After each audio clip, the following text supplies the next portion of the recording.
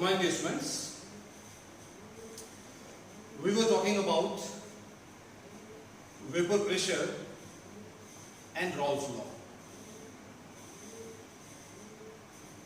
Remember one thing? This Raoult's law is applicable for the vapor pressure of the solution,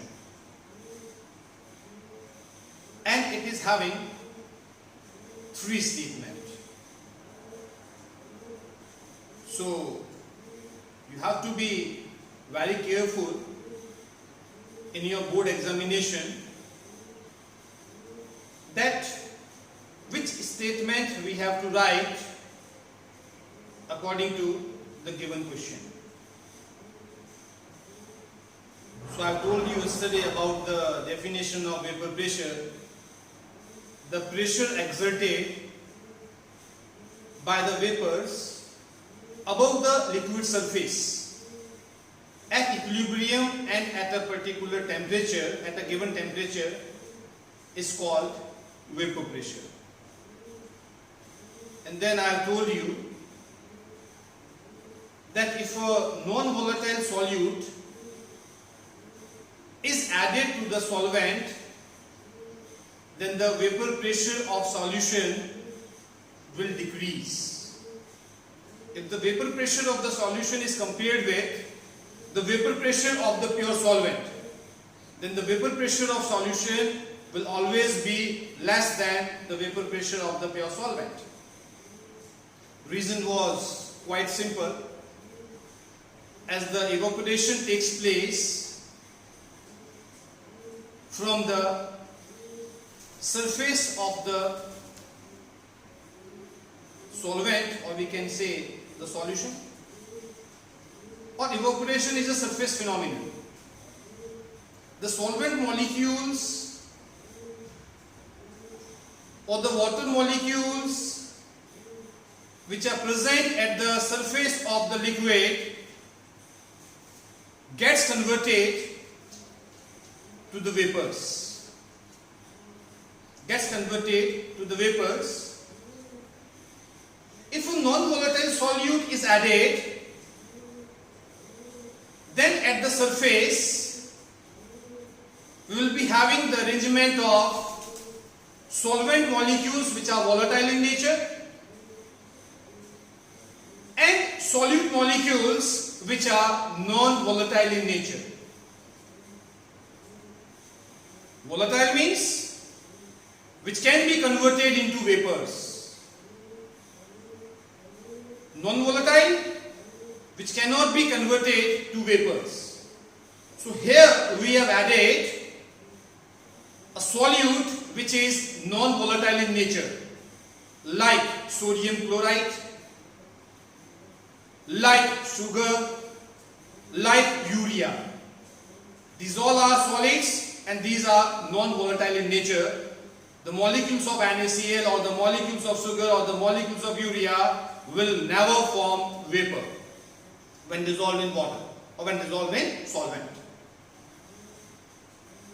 So at the surface we have the decreased number of solvent molecules or the water molecules. So less water molecules or less solvent molecules will be converted into vapors. As a result, the pressure exerted will be less.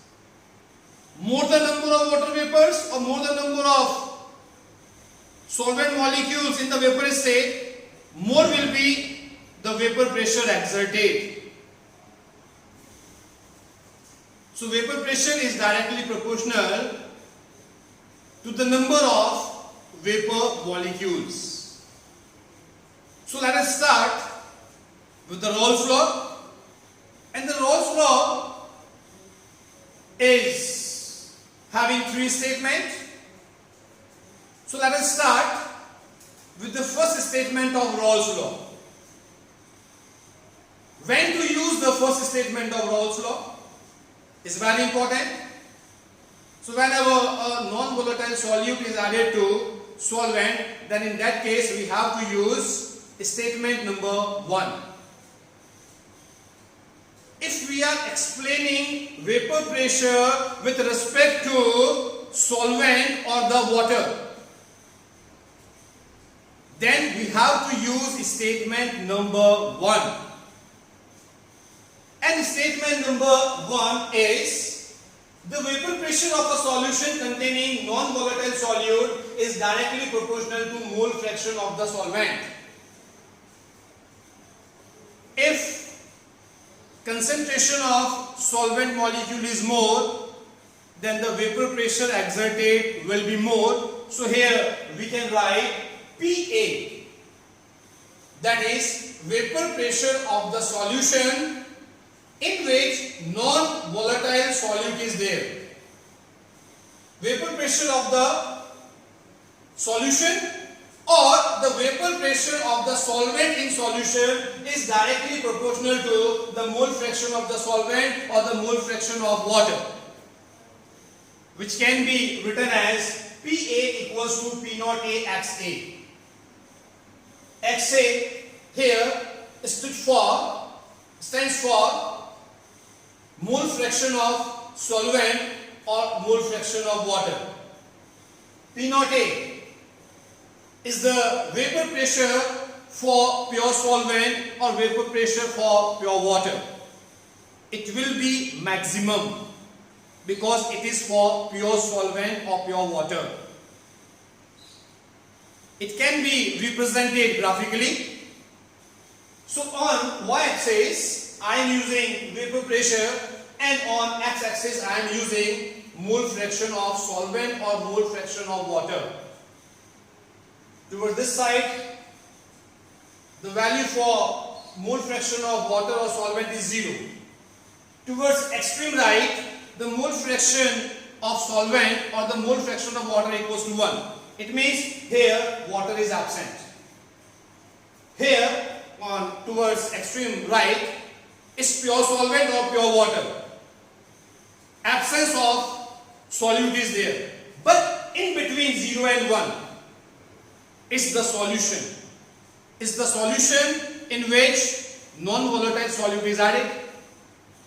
So when mole fraction of water is 0, it means solvent is not there, water is not there, then there will be no formation of vapors. So vapor pressure exerted will be 0. Now as we start increasing the concentration of water or the solvent, then value of vapor pressure will also increase. And when we get XA equals to 1, that is pure solvent, pure water, then vapor pressure exerted will be maximum, which is represented as P naught A, that stands for vapor pressure for pure solvent. And in between 0 and 1, it is PA, that is vapor pressure of the solution or vapor pressure of the solvent in the solution.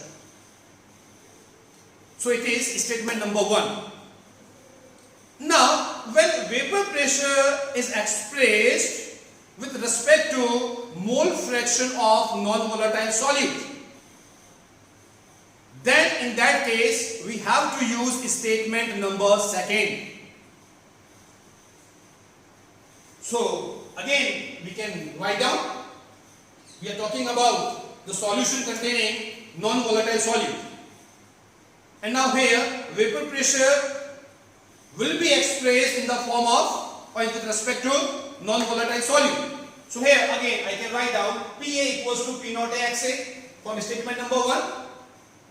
For a binary solution, a solution having two components, XA plus XB is always equals to 1, you know it very well. The sum of the mole fraction of all the components present in the solution is always equals to 1. So here I can replace XA by the term 1 minus XB, because for a binary solution or the solution having two components, XA plus XB equals to 1. So XA can be written as 1 minus XB. So here XA is replaced by 1 minus XB term. Now if we open the bracket, then we will get P naught A minus P naught A XB. Now arrange the terms here. On arranging the terms, I will get P naught A minus PA equals to P naught A XB. P naught A is the vapor pressure for pure solvent or pure water. PA is the vapor pressure for the solution or the vapor pressure of solvent in the solution. So it is always less than P naught A. So P naught A minus PA is called lowering of vapor pressure. Is called lowering of vapor pressure, which can be written as delta P in excess tank. Is the difference in the vapor pressure of pure solvent and vapor pressure of the solution. That's why it is called lowering of vapor pressure. Now, lowering of vapor pressure when divided by P naught A is always equals to XB. So, lowering of vapor pressure when divided by P naught A, that is vapor pressure of pure solvent, then this term is called relative lowering of vapor pressure. Relative lowering of vapor pressure. And relative lowering of vapor pressure is always equals to mole fraction of non-volatile solute. This is statement number 2. Just see a difference. Here vapor pressure of the solution is directly proportional to mole fraction of the solvent. Directly proportional to the mole fraction of the solvent. But here relative lowering of vapor pressure is equal to mole fraction of non-volatile solute. Now let us move to statement number 3. We have to use statement number 3 when you are provided a solution which contains two miscible volatile liquids. Like we can talk for solution of ethyl alcohol and water. Ethyl alcohol or alcohol is soluble in water in all proportion. Ethyl alcohol is miscible with water in all proportion. Ethyl alcohol is a volatile liquid because it can form vapor. Water is a volatile liquid because it can also form vapor. So here we are considering a solution in which two miscible volatile liquids are present. So in the vapor form, in the vapor state, we will be having vapors of ethanol as well as vapors of water. Vapors or the vapor pressure due to ethanol vapors and the vapor pressures due to water will gives you the total value of vapor pressure. So let us talk about statement number 3. Assume component A as ethyl alcohol and component B as water. The vapor pressure due to ethanol is here now called as partial vapor pressure. So partial vapor pressure due to A, or we can say ethanol, is directly proportional to mole fraction of ethanol. It can be written as PA equals to P naught A XB. Now move to next component. The partial vapor pressure due to water is directly proportional to mole fraction of B, or we can say mole fraction of water in the solution. So PB equals to P naught B XB. Now the total vapor pressure exerted, which is P total, will be equals to sum of the partial vapor pressure of both the component. Partial vapor pressure due to ethanol plus partial vapor pressure due to water. In graphical manner, we can draw in this form. Xa equals to 1 means here ethanol is pure, water is absent. On the extreme right, Xa equals to 0 means ethanol is absent. Ethanol is absent.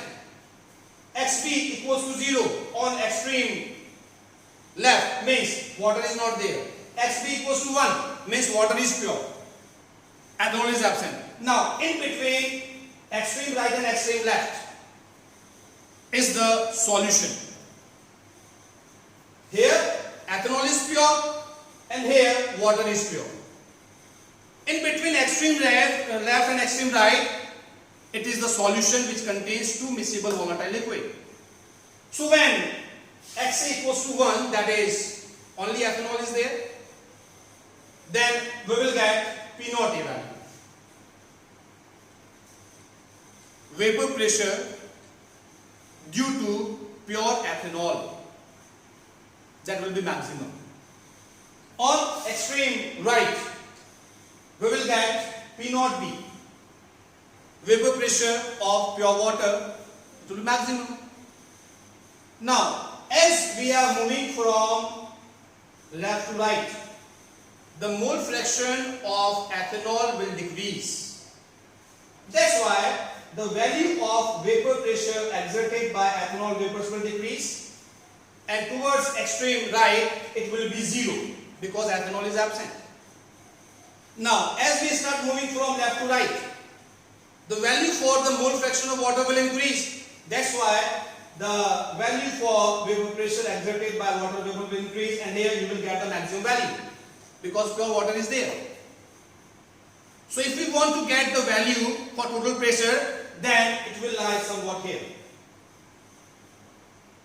This line represents the vapor pressure exerted by the vapors of ethanol and vapors of water. So here is your P total. At this composition, you will be having P total value here. For this composition, you will be having P total value here. So for the solution, the value will be on this line. And the last point, the solution which obeys Raoult's law are called ideal solutions.